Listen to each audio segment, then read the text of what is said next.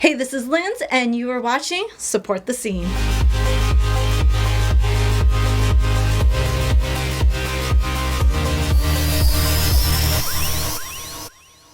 Hey, my name is Linz, and this is Support the Scene. Today we have an artist from BC, Sirreal.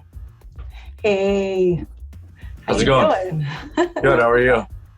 Yeah, so you are a hip-hop artist, a rapper out in Nanaimo, BC, right? Yep, I am. Born and raised? I was born in Comox and raised in Nanaimo, so yeah, I'm an island boy. Ooh. For a bit of a history, I know that you come out to Vancouver quite a bit to perform. Have you ever done a lot of touring across Canada or in the States? Are you? I have traveled across Canada a few times. Yeah, never in the States though. Not yet. Not yet. Nice. So, where did you get your artist name from? Well, it started out as I was just like a guy that only rapped about real things. So, Sirreal. And then it just like evolved because my life has been a very surreal experience.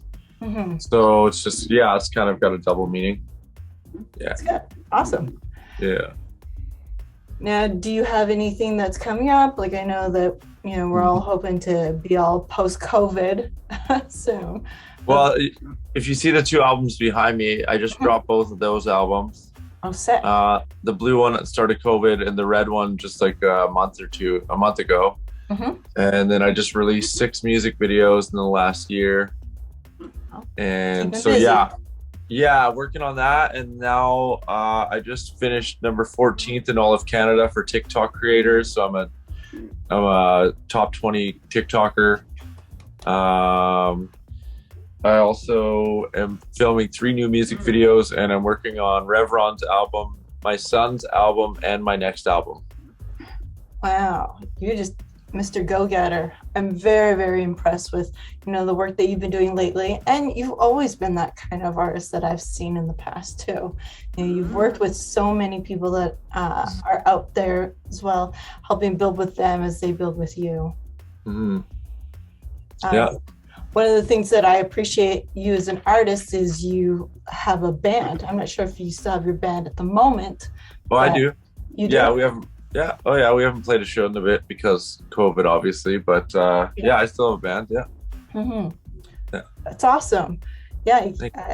Like I said, seeing you as a multitasker artist, that you're able to just bring yourself into different avenues and work with different people. As well as I know that you used to be a battle rapper. Are you still into doing any of that kind of stuff? I still am. Like, I was set up to do a battle and then COVID happened.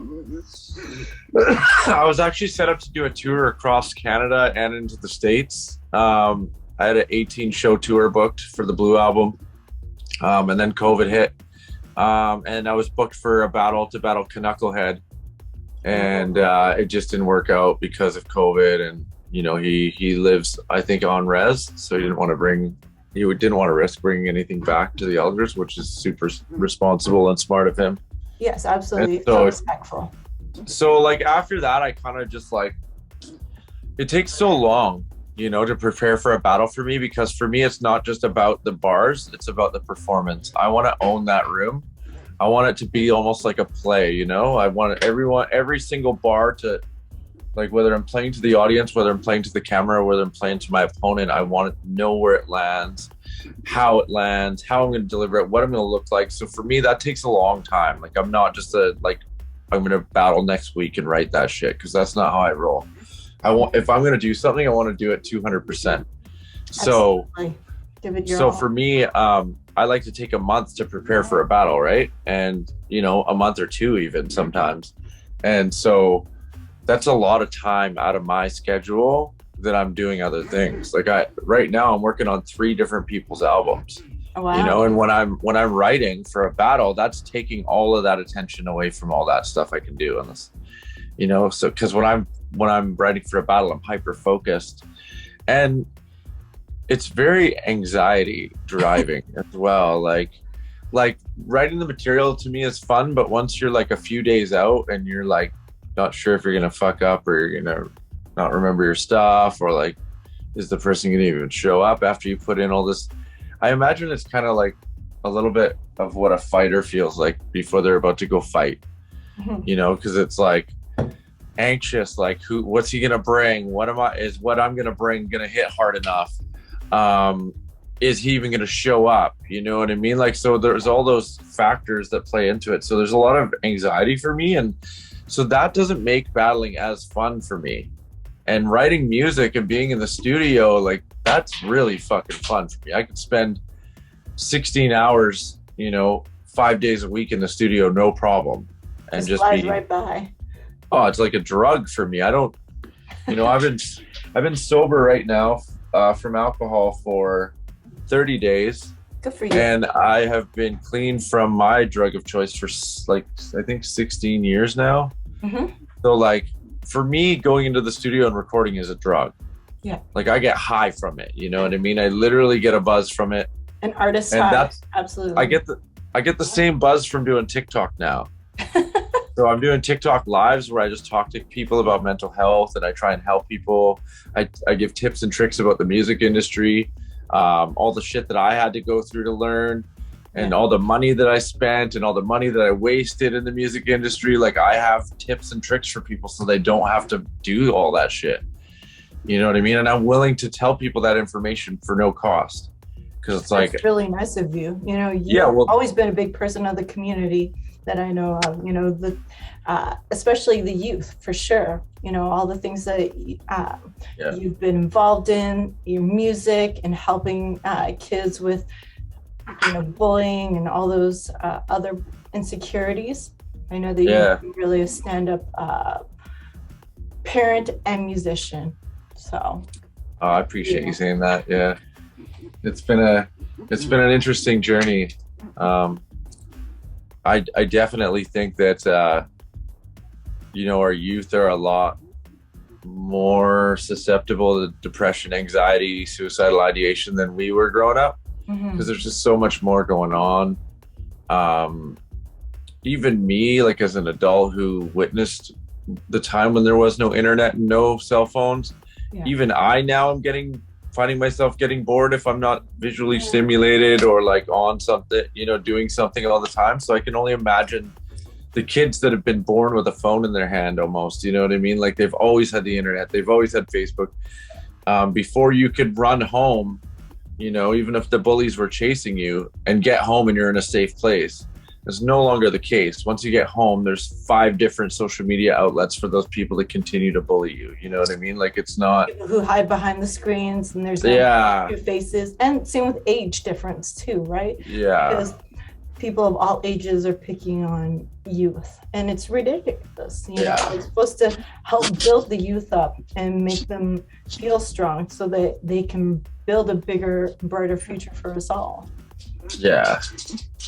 Yeah, I agree with that. And so like, I moved kind of out of that field. Like I worked a lot in schools and stuff like that. And I did that for 6 years in the crisis world. Yeah. But I kind of moved out of that field. It just, you know, I don't want to be the old guy up in front of all these kids telling them what to do. You know what I mean? That's not my thing. I went in and I did my thing, and I tried to tell people, you know, if you talk and connect with people and you actually reach out when you're struggling, then it can get better for you. But after like 4 years of seeing the same students, it was kind of like, all right, I think you guys get the message. I'm out. Like, you know, I'm going to go do my thing, because for a long time, I really had to, let's just say, manicure my music to be easily digestible, we'll just say, right? So now that I'm not within that constraint, I'm creating some of the best music in my life. I'm more free to say what I want, to do what I want in my videos, to not worry so much about whether I'm going to get in trouble from this school or my boss, you know what I mean? Or my work, or like whether this government agency is going to get pissed off. Like now I own my own company where I do workshops, and I only do the workshops that I want to do. Yeah, I like. What kind of workshops are you doing? Like, I developed 7 different workshops. So Okay. I have one on bullying, one on anxiety, one on breaking cycles, one that's called Make It Right, which is all about me. It talks about the different letters of my name, Hmm. being different segments of who I am, and that's built who I am. There's one on suicide prevention. There's one on um, what I can't even think of them off top. I have 7 of them all together, basically, Yeah. and yeah, they're really like, I don't know. I spent 6 years developing and facilitating workshops. So once I got out of it, it was just kind of a natural thing for me to keep doing. So now, like I said, I do my workshops whenever I want, though. I don't have to do them 9 to 5 when they tell me. I don't have to go rap at a school at 8 o'clock in the morning. Yeah. You know what I mean? Because that's what was getting to me. I would go and do a show to open for Tech Nine, Yeah. 500 people, 600 people. And then I'd go to a school the next morning at like 8 a.m. And it was just not the same vibe. You know what I mean? So it was, Eyes are barely open and your voice is a little yeah. raspy.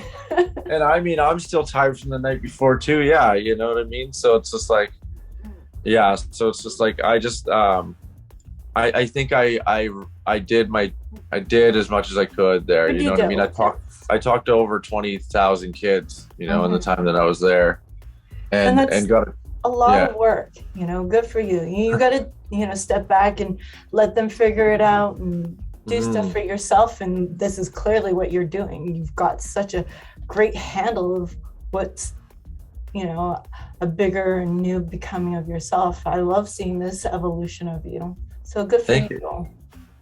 Thank you.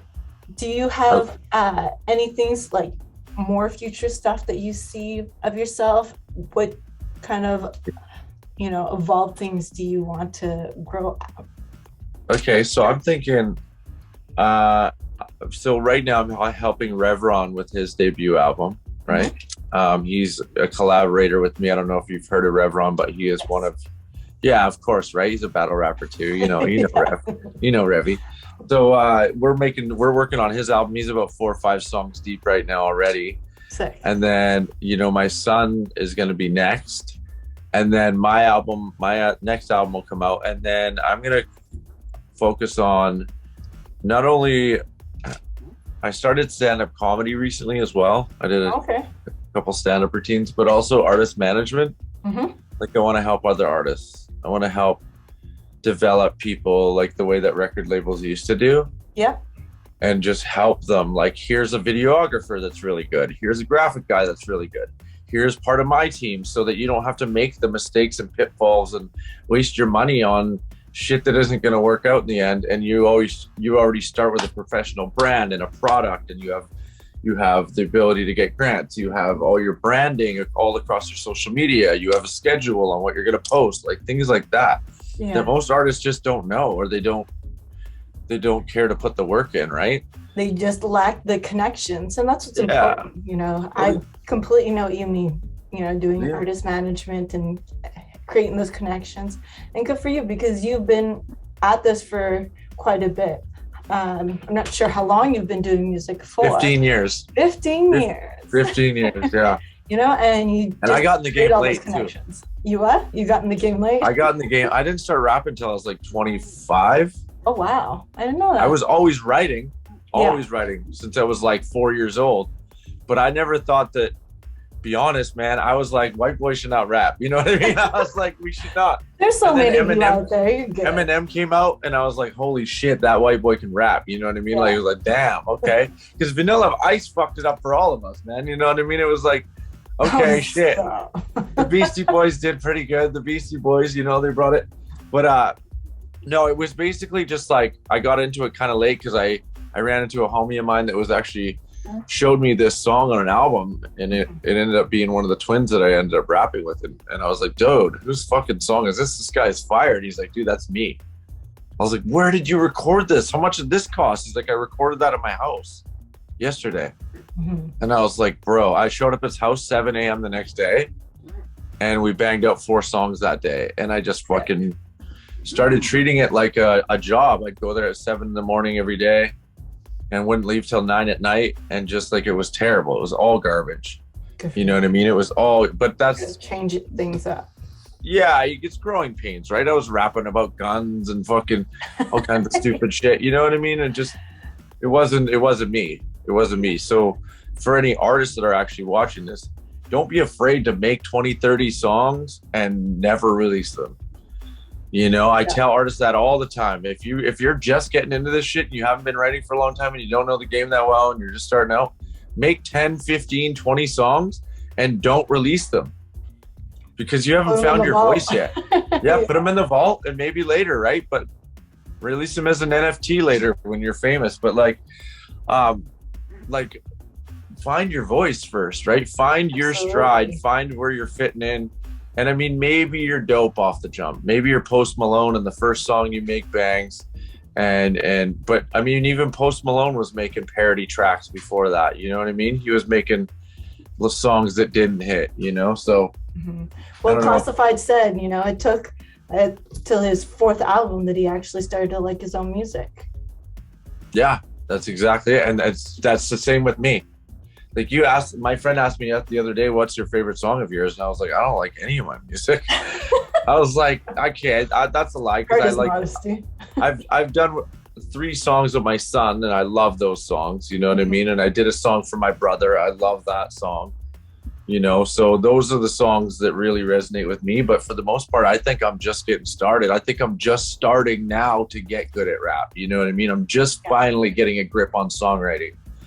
Because there's a huge difference between a guy that can get on a track and a rapper that can get on a track and a songwriter that's creating a song. Building, you know, and story and everything. Building the story, creating a vibe.